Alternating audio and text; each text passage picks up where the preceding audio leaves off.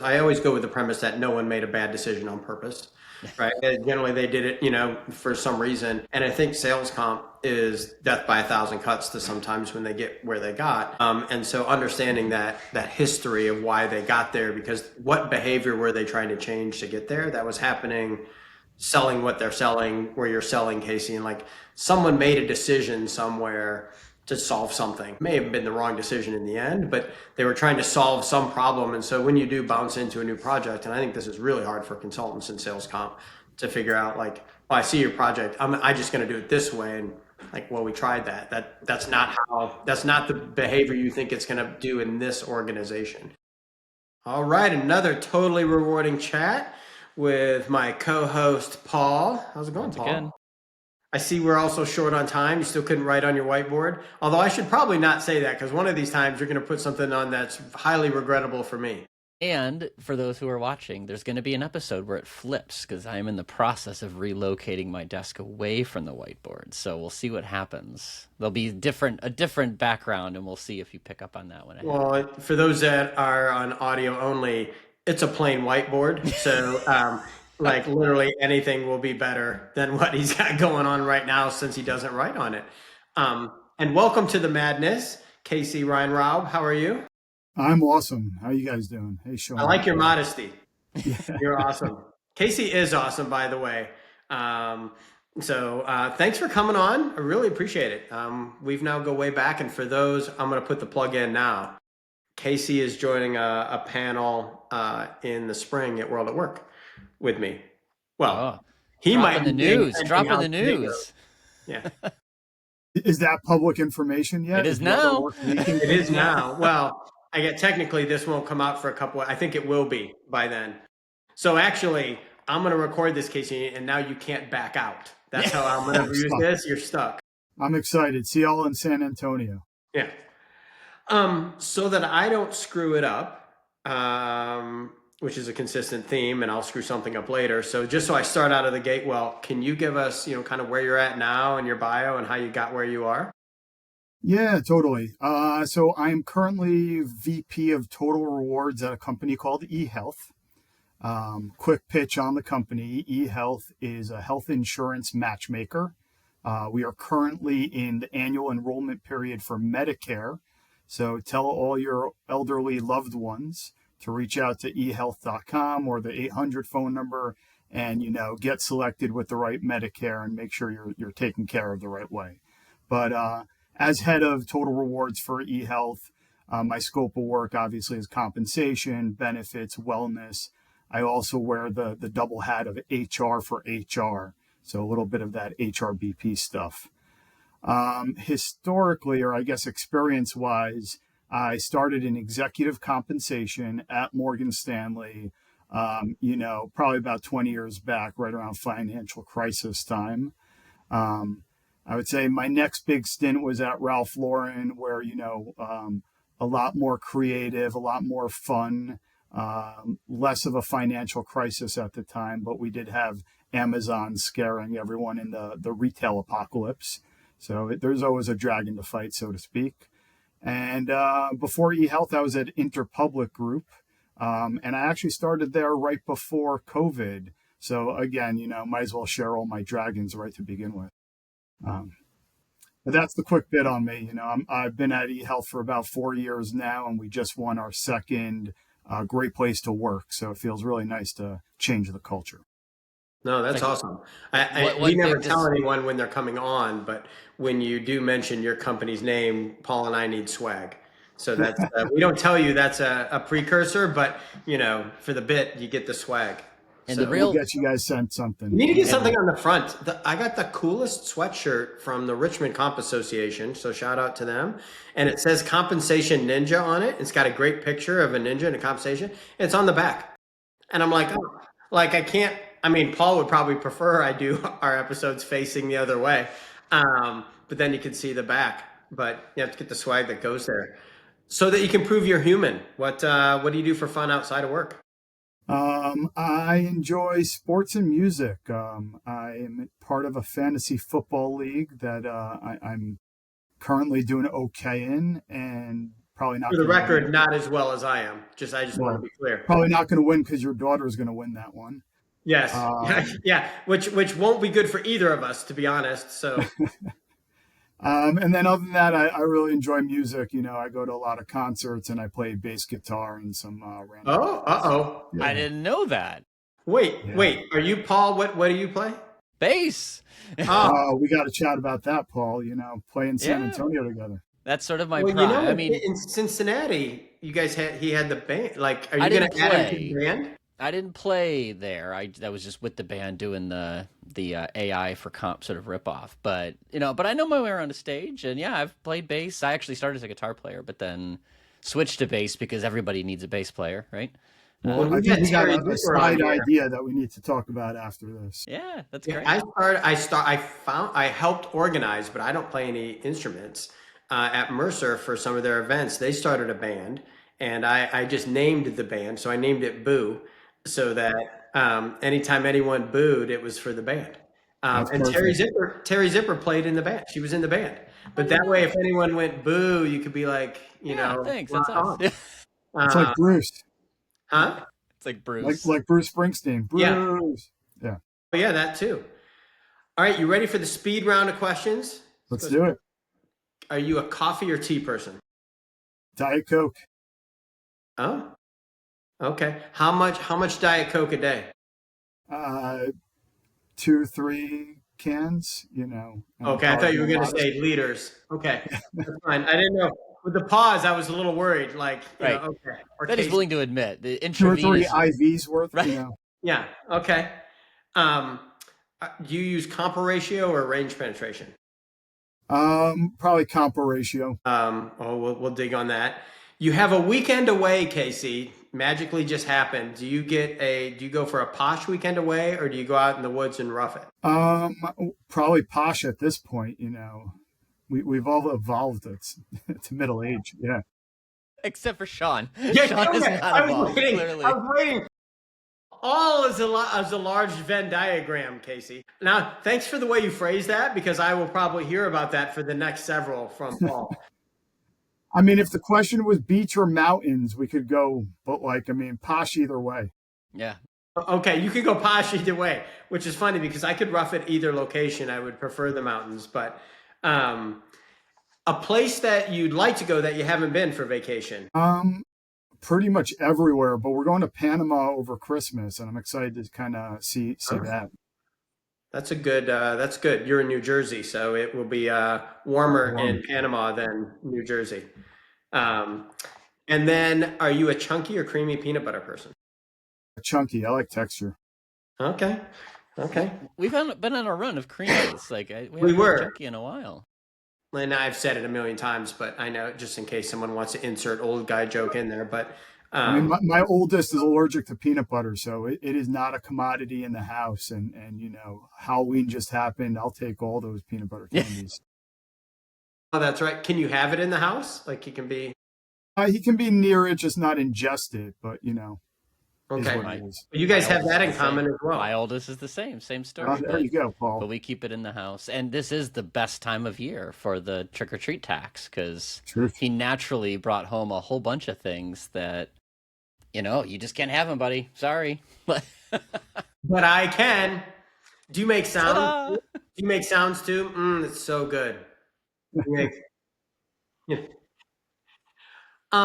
So let's switch to some work. So eHealth, I think, the couple times we've spoken, Casey, and I hope I get this right, is a pretty sales driven org. And so can you talk to us about the org and then the I guess you call them challenges, which I assume you've fixed all of them, of course. But can you talk about the compensation challenges in an organization like eHealth?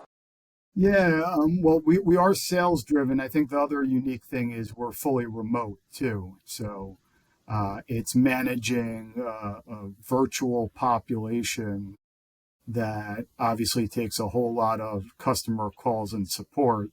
And when we make a match, that does create some commission from the carriers. Oddly, the core challenge more than anything is data, because we get data from all these different carrier partners, and data, as you know, comes in different forms, flavors, times, etc. So in sales comp, managing the data is the biggest issue. And then tying that data obviously to strategic design, right? What are we trying to achieve as a business? What do the finances say? How do we create affordability? How do we balance fairness? How do we drive performance at the top level while not disincentivizing the bottom level? So, it's fun games. Plus, the governance aspect is probably the last wrinkle that's always challenging. Who's Well, making the decisions? that was going to be my sort of first question is just to put it in some scope. Like how much of the sales incentive, sales data, crediting, compensation problem is yours to like own and deal with and wrangle versus how much are you a player and there's a broader ecosystem? Because I know I get a lot of questions about like who owns sales comp, where does it live? So I'd love to hear your perspective as much as you're willing to share about how that works for you and some of the challenges and benefits that creates. Yeah, philosophically, I think it's an hour problem, if that makes sense. And perhaps when I got here, it wasn't necessarily ours as a concept. But over time, we commissioned a sales incentive committee and chartered up RACI models, et cetera. And everyone understands it's an hour problem. So we do have, I would say, a five-headed team. You got legal, finance, HR, sales comp, as an example, the business. And we pretty much get in a room all together and hash out all these parts. Oh, I left out the most important, right? IT and digital, right? Where's that data coming from? Who's helping support that tech flow of information? Who owns the veto or who owns the final decision in all that? Because that's like is it unanimous? Is there a quorum? Like, what are the rules of engagement if you can share on how you get there? Because I mean, sales comp just has so many, there's a lot of opinions that go into that and when things can change. Yeah, I love that question. And ultimately, um, it's a negotiation and persuasion, but there are some cards folks hold that it's like a game of Uno, and the legal guy drops his card, we're reverse, you know, it just is what it is. But legal's not going to drop that card unless it crosses a specific line, right? Similar, finance is going to be focused on affordability and proper process there. They may not be focused on motivation and design. Well, that's So, we just yeah, published an article that says sales comp is a team sport is the title of the article. And love it. what I would argue is that the reverse card, the draw four is decision specific, right? So like legal can say about a plan, term, and condition, or how you're going to handle leave of absence, or I'm just making up examples of things where there is a right answer in a given place where they get to make that sort of decision. They're probably not going to decide your pay mix, right? Which is, I would imagine, one where you play a stronger role in sort of advocating or maybe even making the approval of for this role. So it's not, you know, Sean, you asked it as sort of a who has it. I think it's everybody has an approve somewhere in that matrix or a veto somewhere. It's just which decision do you get to approve or which decision are you vetoing? And Paul, for your next article, you can compare it to a band also, So I play the bass player in both the band as well as the committee, right? My role is not to be lead guitarist, not to decide what song we're singing, but to make sure we are all sounding foundationally in the same key, listening to each other and making sure we're Yeah, that's driving good. to something that will ultimately sound good for the audience it's being communicated to. So Look at I hope that. that Look at kind of helps the analogy. Yeah. Wow. Look at that. That it's like that was impressive. it's like the most eloquent this podcast has been in the first 15 minutes ever, right? Like we Yeah. went from like a And random it discussion here. to on point, like I'm real just gonna click fast. stop now. Yeah. That's um so walk us through because you got there and you alluded to earlier, it wasn't in the shape it is now when you got here or got there to eHealth. So can you walk us through that journey on kind of, without airing too much dirty laundry, like the shape it was in and then kind of foundationally how you worked the problem to get it to a point now where you've got people on the same page in a committee, and I assume things are going pretty well. Yeah, I think it's a similar story you'll hear other places, right? So insert new leadership, a new change in approach, a new change in philosophy. For me, it was a new CEO. I joined literally in the same month he joined. A little bit later, management also changed. So it was a time of change anyway. I was brought into eHealth, which is a small cap with all this large cap experience and best in class experience from Morgan Stanley, Ralph Lauren, etc. People were open to change and open to doing things in a way that was seen as best in class and could resonate with rational minds. So, hey, you want to do it as a sports team or a partnership? Hey, we want to talk about what everyone should care about and how we can work together. That's an easy conversation to have when you have the right ears listening. And then from that point on, it's really about consistency and messaging, right? Reminding everyone this is our agreed cadence and time. This is our agreed approach to leading up to that quarterly meeting. It's all this negotiation behind the scenes. Hey, business, I'm going to have to say this bullet point. If we go this way and you want to propose that, you're going to hear the comp bullet point that perhaps this is going to incent this way or that way. Are you okay with hearing that in a public forum?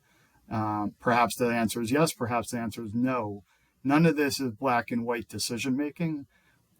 It's all in the gray, and you try to lean to simplicity, to consistency, but ultimately you're doing right by the business. So if the business is changing, you got to change with it. Yeah. Were there one or two things that you just had to do right out of the gate? So I'm kind of very curious to like, how do you like, Yeah, where do you start? you kind of give us What are the first fruits? Like, where do you get the first few steps? I started with a charter, like, so seriously, first step. Okay. yeah, here's a 1-page, 2-page document that says, here's the people, here's our intention as a group, and here's our cadence of meetings. It was pretty simple. What are we going to accomplish in this, right? What is everybody's role in this? The meetings aren't led by sales comp. We kind of project manage it. But in general, finance has a few slides they got to put there. It'll be business justification on changes. They got to say what's going right, what's not going right. So it is a nice partnership. But again, it's a weird timing game. You can't just come out of nowhere and say, here's a charter, y'all. Right. You need a catalyst. And absent a catalyst, you got to look for quieter ways to make change, right? Or collaborative ways to make change behind the scenes. I had a really nice big catalyst. So the first thing was charter. How do we want to define our approach? And then it got more and more complex from there, right? You move on to systems, you move on to audits and governance, you move on to metrics that support decision making. Yeah. But those are heavier lifts. Yeah, I was in a role just like yours at each of my corporate stops, and one of the chief HR officers was like, Paul, we really want to get involved with sales comp. So, and he knew I had that background. It was part of my early consulting career. And he's like, well, where do you start? And I'm like, lunch. Actually, lunch is where I start. Because like, you can't just show up and say, hey, I'm from HR. Here's a racy model of all the decisions I'm going to get involved in now, right? And I'm not hearing you say that. Like, it starts with like, first fruits are very basic. And for me, it was lunch. Like, literally get to know the guy who was owning it today. Don't just come and say, hey, my boss says I have to take over part of your job. Like, that's not going to work. Even if that happens, it's not going to work because you still got to play in the same sport. You can't just show up and tell the drummer he's a terrible drummer. Like, you have to show him, here's the beat we want to roll with. Here's the pocket we're going to play in. So yeah, I'm totally with that. Whether it's a documented chart or whether it's a conversation, whether it's just simple examples, like it starts with just getting on the same page with all the right stakeholders. Then you jump into sort of cadence, reporting rhythms, decision making, that kind of stuff for sure. Yeah, I mean, I think personally in sales comp more than any others, I always go with the premise that no one made a bad decision on purpose, right? Like generally they did it, for some reason. And I think sales comp is death by a thousand cuts to sometimes when they get where they got. And so understanding that history of why they got there, because what behavior were they trying to change to get there that was happening, selling what they're selling, where you're selling, Casey, and like someone made a decision somewhere to solve something may have been the wrong decision in the end, but they were trying to solve some problem. And so when you do bounce into a new project, and I think this is really hard for consultants in sales comp to figure out, like, well, I see your project, I just going to do it this way. And like, well, we tried that. That's not the behavior you think it's going to do in this organization. So I think that gathering data piece, Paul, like having lunch and understanding like how did we get here? What was the journey to here is a really more important in sales comp than some other places to get started. Yeah, I agree with you on that history. And you probably find a lot of complex plans have a whole lot of history. And ultimately, what you want to do with a complex plan is simplify it. And it's really hard to simplify something when it has a lot of, I would say, parents involved in that history. And it's funny, it's like an emotional decision about an emotional decision, right? The ego on who's making the decisions of comp also influence the motivation and egos and feelings of everybody else also. So it then echoes into communication. So I position myself not to be a decision maker, but just a guide and advisor. And the business ultimately should be the decision maker because they're the ones who are going to intimately communicate it to the individuals, right? We might help on a broad basis, but obviously every manager, every supervisor, the team leads need to be really well understood and know it's their plan and not just HR's plan. Well, and I think that becomes more so the more leverage there is on those sales roles, right? Because, you're talking about STI through, part of an organization.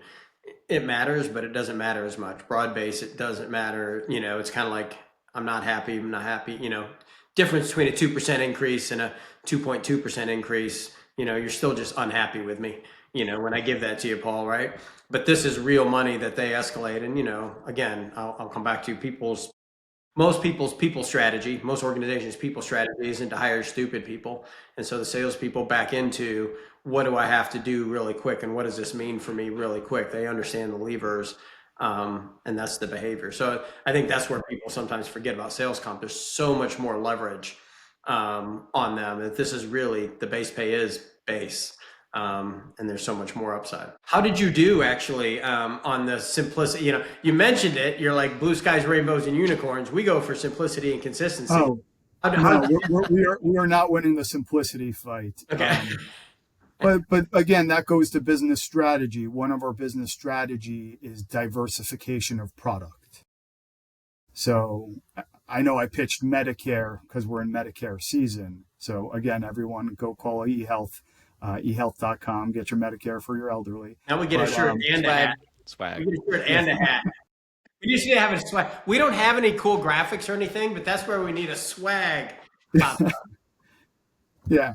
But with that, lost my train of thought, I guess.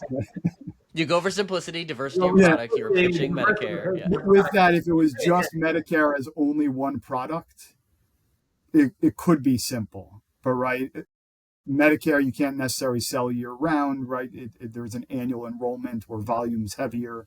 So in Q1, 2, 3, there's other products to sell. And there's other products that are growing in bigger businesses. So perhaps we got to continue to pivot with the company and what we're doing. So we pilot different sales plans for different roles. We also try to create career pathing in our sales plans, which also adds complexity, but it's complexity for the right business purpose, Yeah, it sounds like one of the hardest problems I have found in sales comp is when a dollar's not a dollar, right? Like at a certain time of year or margin characteristics or like for a variety of reasons, it's not always simple as just adding up everything. That's a big complexity driver. It sounds like you've got some of those Yeah, we have factors to, very seasonal business, right? So yeah. you got virtual and seasonal. So Yeah. you have consistency though. Have you been able to get to the consistency piece pretty There well? is consistency in process. There is consistency in timing of when it can expect plans and be communicated. The majority of the plan's construct or framework is consistent, but to Paul's point, probably the targets change over month or quarter. Yeah. You said something very interesting, if it's what I'm thinking you said. You mentioned you pilot things, and experimentation is something I've long had like a love affair with in this world, because boy, would it be nice if we had more fact about what works rather than, well, I think this will work. And the pilot or the experiment has always been a little bit of the mythical beast, though, because it's been hard to find leaders who are willing to do that. So I'd love to hear what did you mean by that when you said you pilot plans? I'd love to learn a little bit more. And how have you, if it is what I think it is, like Yeah. how have you made that work? So I personally am not piloting much, but the business itself will try a new product Got it. and maybe not go whole hog into it. So let's say maybe a team of a dozen folks are going to be that pilot group, Well, that counts. Yeah. but we need to put a plan together, right? So we're putting a plan that may be shelved or adjusted 100 different ways. Um, you know, I would say not to get too technical, but pilot programs, you don't have much history, right? It's a Totally. new Yeah. thing. You want to pay people to do the job you're asking them to. We tend to, pay by production, but in pilot, because of the volume on expectations that you don't have, we usually throw it into some kind of quartile, quintile payout, right? Try to parse people up into, you guys produce the best, you guys produce the least best, and pay out close to target along the way, incentivize a little. And then quarter down the line, quarter down after that, you have enough data, you understand volume expectations, and then you can adjust, to your point, Paul, to a standard approach. Yeah. No, that's great. As a specific form of pilot, which is sort of when you need to roll out something new, the business model isn't everybody's going to go do it. It's not like the business is sort of a preference for let's start Right. with a team or two teams so you can learn from that broader rollout and make sure the comp works. You're not necessarily testing new plans. It's more you have to put a plan in place when you're testing a go to market. Correct. But you learn from that, I'm sure, in terms of like, will this, when you introduce a product, it's always a question. Like if you just, will this model work? Will we put a bonus on it? Will people actually sell it? Well, you're learning that in that pilot process. And I think we've learned this approach that I laid out to you guys from prior pilots that, there's always learnings. Yeah, got it. And none of this is 100% perfect. Yeah, got it. Interesting. So with all the complexity but consistency, have you are you leveraging tech? Like where are you leveraging tech other than the world's leader in Microsoft Excel? Where are you? So this is a great one. I'm not going to call out names, but we did take two swings at products externally, probably in 2021 and then in 2023. I would say first swing, complete miss. I don't know if we even went live. Second swing, we did go live, but on the annual rinse and repeat is where it flubbed. So, probably one, let's call that a foul ball. So, right. Okay. Strike one, foul ball on number two. So at the start of this year, we actually had a big discussion again as a group, not just sales comp, not just the business, but all of us. But do we want to go for a swing three on an external product? Do we want to continue using Excel and the manual nimble things that still have possibility for human error? Or do we want to lean into our internal teams and see what can be built in the current infrastructure? And so we chose option number three. I actually, after this meeting, get to present that we're at 90% complete, moving in the right direction. I think the control of the data is super important to us. And if we went with any external vendor, it would take them a year or two to even understand the complexity of our data coming from all these carriers. So I'm very happy with it, but we're leaning on technology that's beyond my scope of Yeah. knowledge. Well, that's, I was going to, and I think you answered the question I was going to ask, which is when I've seen, you're not the only company to say we've taken a swing at, what many would call this SPM, sales performance management space, right? And it didn't work out the way we planned. And the failures I've seen have been grouped into sort of three buckets. One is data management, like it doesn't do a good job of wrangling the data you need it in a format that's usable. The second is not flexible enough to do the math the way you want to do it, although that's decreasingly a problem because most of these are pretty good at that. And the third is users hated it, right? Like the sales rep couldn't get it, couldn't understand it, the statements were wrong, things like that. It sounds like yours were more in the very first subcategory where it's the No, it's data funny. wrangling problem. This project is actually Project Cerberus, and it's the three-headed mythical beast, of Greek mythology or Harry Potter, if you want to go that direction. And you named all three of the heads, right? Yeah. Data integrity, right? That one's the biggest beast. Like Yeah. bad data in doesn't even matter. The calculation and how nimble you can be quarter to quarter, month to month, plan design, etc. And then ultimately the user interface, right? We have a user interface of how they are going to interact with other tools here. So we leveraged a current user interface that they're already in this system. So that's a super big win for them. They don't need to be taught a new system, just a new tab in the system. Calculation is pretty much just a back end Excel, Microsoft BI, whatever you want to call it, mathematical structure. And the data integrity is going to loom as an ever, I don't know, ever disastrous beast that will always need taming, Yeah. So. Interesting, because I walk you through those Paul, and I hear like there's so much massaging of the data. The tool is not going to help me or hinder me. I got to do it. I got to do it myself anyway. I dump it into the tool. If you are keeping it, albeit multiple products, I would argue, Paul, like I don't find complexity in the number of products. It's the are they all different and everything else. So if you have that semi-consistency, semi-simple, it's just matter of products.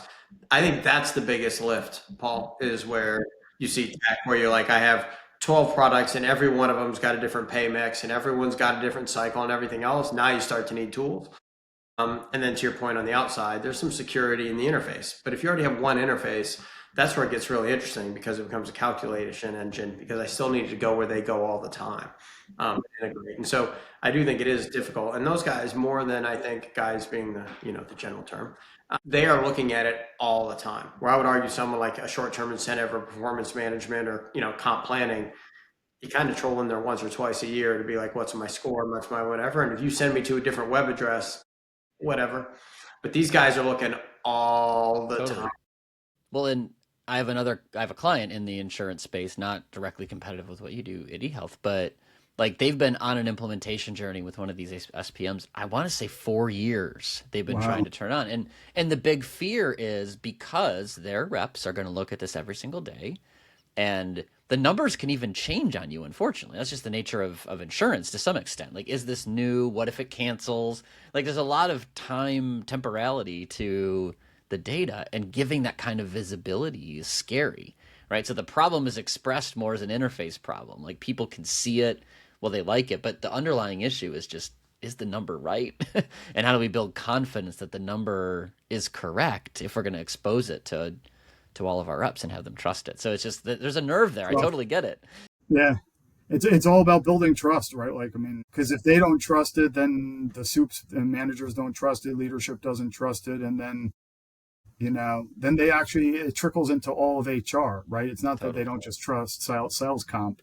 They don't trust total rewards, and then they don't trust HR. And, but like trust is huge, and that's kind of, we over communicate because of the trust issue. Yeah, totally.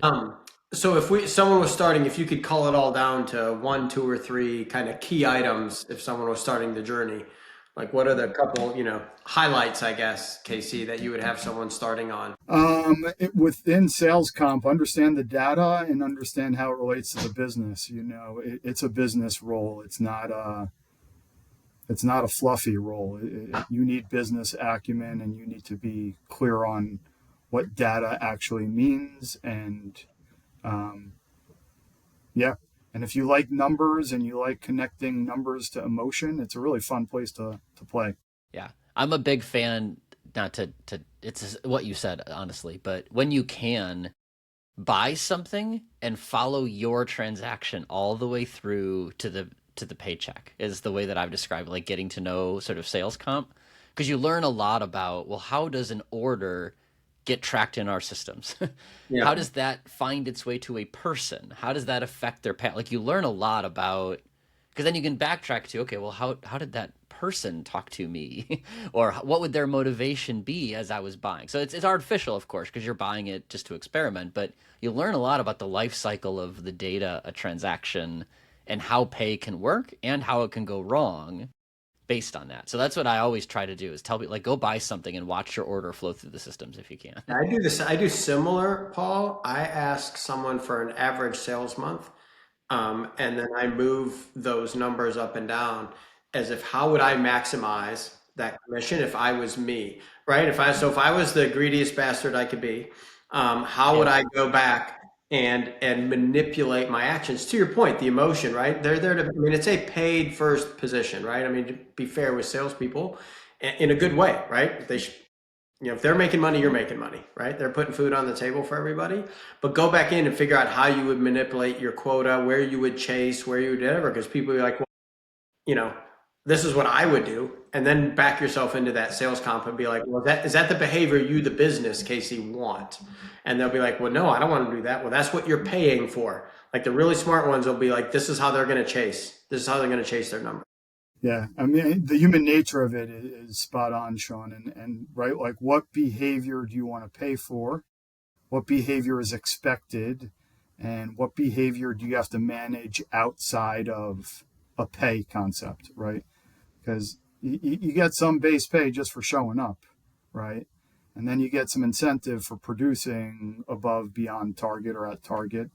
But that's just the comp side of things, right? There's a whole lot that people want to throw in the comp design that cannot be solved with money. And that is the most interesting part of this game.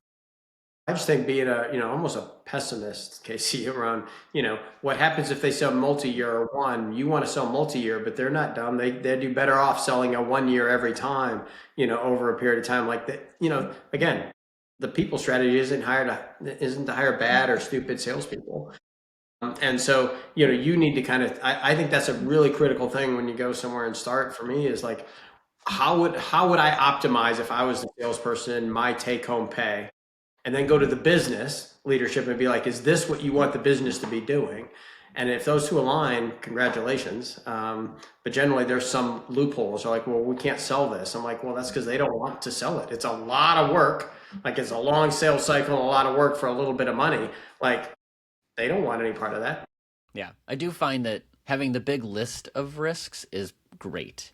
Assuming they will all happen is sort of a path to complexity, right? Yeah. To your competing priorities, Yeah. Casey, right? Around, term, contract term is my current sort of bugaboo now, right? Like, well, if I would always sell a 3-year term, well, guess what? Your customers don't all want a 3-year term. Right. Like, Yeah. you can try to manipulate that all you want. So, yes, is it a risk that a sales rep's going to oversell long-term deals at a discount? Yeah, but most organizations don't want to do that. So let's know it's a risk, but let's not design for that risk.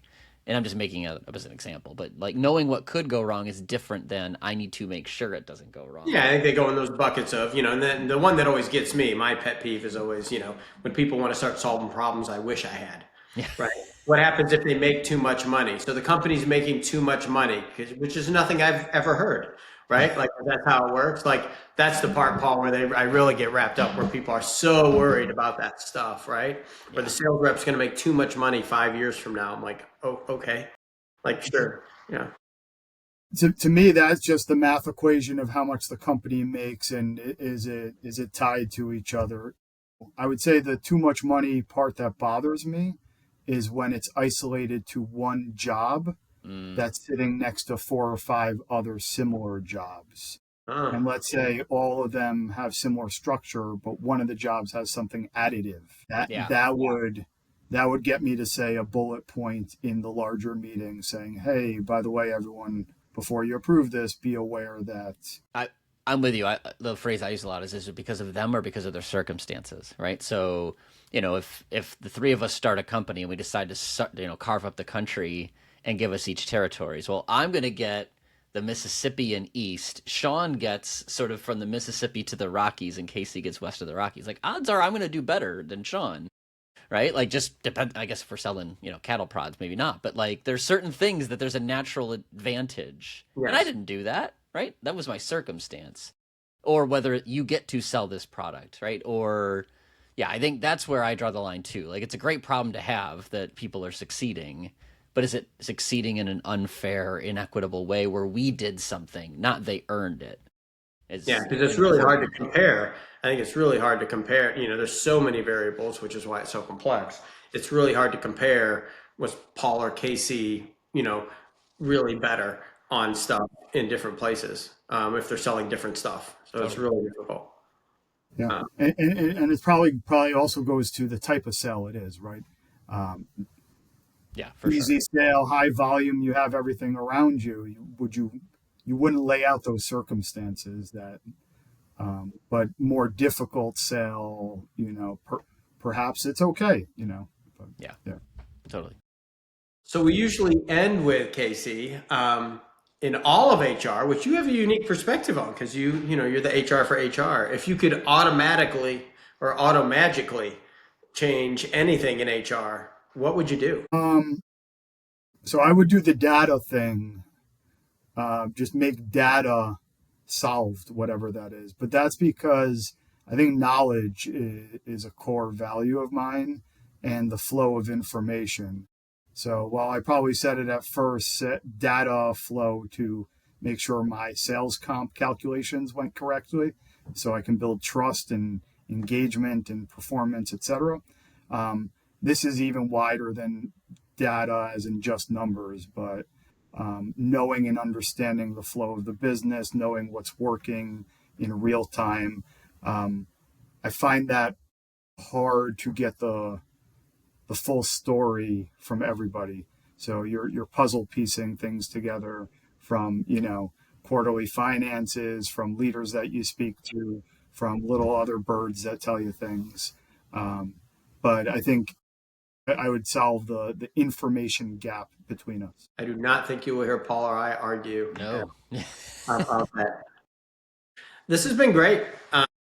So I really appreciate you coming on. For those listening, you can find us on your streaming platform of choice, or you can find us on YouTube, which, Then you have to look at I us. question your choices if you want to watch the three of us. But, you can find us there and also on the Work Defined Network. Casey, this is great. Mr. Weinraub, if I get it right. I'll come clean. I've known you for a while, and I don't think I've ever asked you how to pronounce your last name until today. I'm just Casey, and Sean, I'm not going to even try to pronounce your I know, last name. you're just I've tried Casey. before. That was the problem. You were just Casey, and then I'm like, oh crap, it's Weinraub. And people can find him on LinkedIn. He is absolutely fantastic, and obviously, touch base with him if you want. And we will be at World at Work if you want to come chase us down in April as well. So, thanks so Paul. much. Thanks, Sean. Yeah, good to speak with you, Casey. Appreciate you guys.